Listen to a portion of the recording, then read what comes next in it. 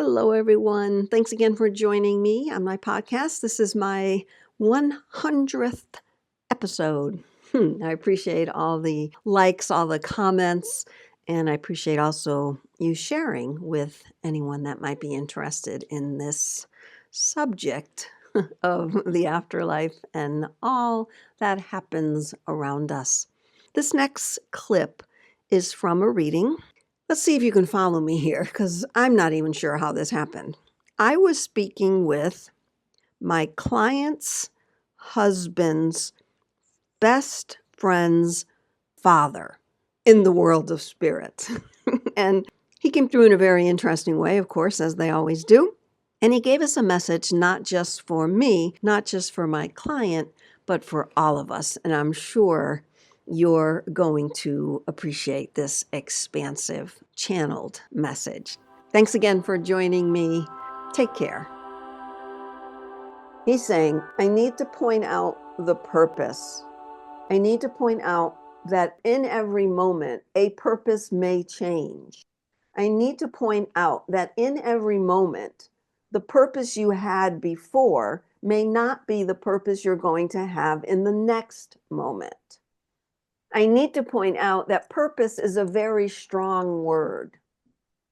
I need to point out that you people, humans, use purpose as an end all, meaning, oh, I found my purpose, and then you never change.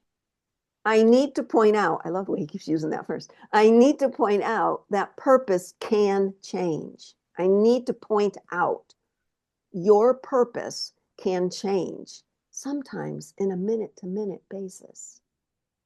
I feel like he's really speaking. So he gave a lot of talks. I feel that's what he's doing now. I need to point out that to you two, he's talking to you and me, to you two, your purpose needs to extend wider. I need to point out that the two of you need to expand this vision you have of your purpose. So how can I expand it wider if I feel I haven't achieved what I thought I was going to achieve? Mm-hmm. And he doesn't want to listen to me. He's like, I need to point out again, your purpose is wider than you think.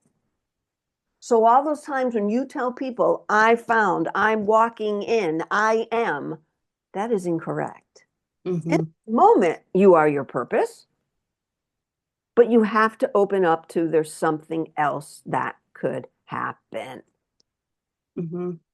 And I'm telling him, I see what you mean by when we say, I'm living my soul purpose, you feel like you're done. I got a stomachache now thinking about that. Do you understand what that means? I 100% understand. So I told you this was speaking to all of us here, but also the world in general. So I'm telling him, I get it. We get it. But we also know what a challenge that is, because you're telling me something, I'm pointing to Tom, you're telling me something that I didn't think of. I thought everything up to this moment that I thought just hasn't happened, so it's not going to happen. I'm done. That was my purpose. I'm done. But it hasn't happened now. So he's like, yep, that's wrong. He pressed this loud buzzer. That went wrong, wrong. Thanks. Okay, thanks. I need to point out your present moment is your only present moment. I need to point out there are so many more moments. I need to point out that your dissatisfaction of this moment will extend into future moments if you don't recognize that. I understand that. I need to point out that your greatest lightness is always coming at you. So I'm asking him, you mean we are not our greatest lightness right now? Mm-hmm. And he's like, it's always coming at you. More is coming at you. Your greatest lightness, like I just opened up to see this light that was emanating from me. Mm-hmm. So if this is me and my lightness, as I walk forward, what is happening? It's widening. It's like you got a flashlight and it's going up against a wall and that light just goes higher. But then as you get close to the wall, what happens? As you put the flashlight against the wall, what happens? So I feel that as humans, that's what we do. We walk forward thinking light, light, light, and then we hit a wall and we don't see our light anymore because we hit a Mm-hmm. wall. We're against a wall. So I'm telling him, we get it. We see it now, right? We can see that now. What's coming? I love that. He says, I need to point out that you need to start pointing things out to other people. And he's not budging. I need to point out, you need to start pointing it out to other people. And I'm like, what? Your light.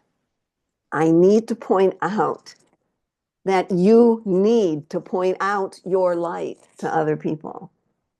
Meaning, not to cower. Mm-hmm. Because this is yours and yours alone. So I'm asking him, have we, you and I, because you and I are the only ones I know right now, have we not been doing that? Have we not been doing that? He says, no, you haven't. You've been denying everything you really are.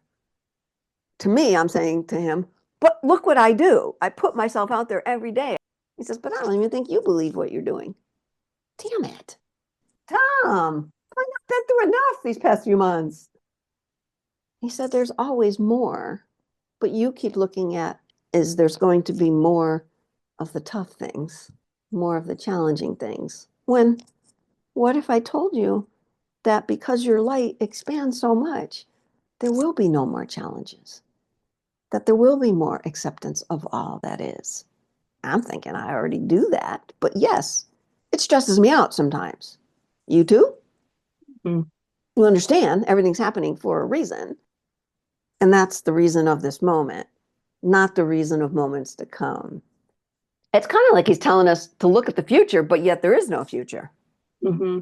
So how do you justify that? Because you're always told, right? This is the present moment. This is what you should Stay in the present. Stay in the present. There's no future. Yeah. Mm-hmm. But yet he's telling us your future is more expansive than you think. He's not showing us the future, right? But he's saying the future is more expansive than you think. So I'm asking Tom, please, anything else? I don't feel like I can handle anymore. My stomach can't handle anymore. That was a lot. Talk about pushing this. And I thought I was pushed early on in my early on days. I feel he's pushing me even more now. I feel like I've done everything I wanted to do. And now I've got to look at it differently. And you also. All right, stop feeling it, Donna. Just do it. That's what he would say to me. Stop feeling it. That's what he said. So go on. I'm like, no, I want to talk about it a million more times first. I need to fully understand it. And if it's like, no, just go. You understand that about him? Mm-hmm. It's already happening, right? Yeah.